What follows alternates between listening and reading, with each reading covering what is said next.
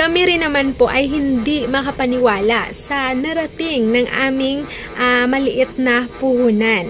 So ngayon, i-share ko sa inyo kung ano-ano nga ba ang aming naipundar or hanggang saan ang narating ng aming maliit na puhunan. So sana ma-inspired po kayo ng bonggang-bongga.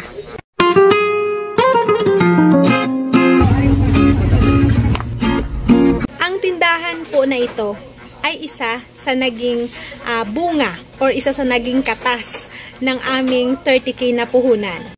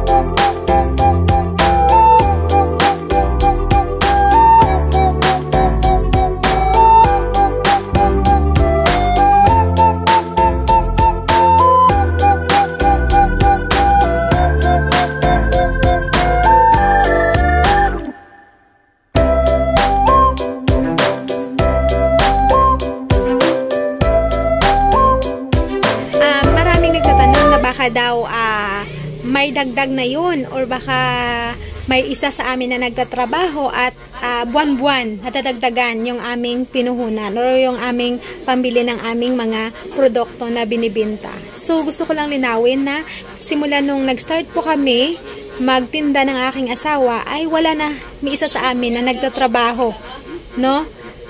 Doon sa mga kumpanya or sa ano man dyan, no? Talagang nakafocus po kaming dalawa sa maliit naming tindahan hanggang umabot po ng ganito.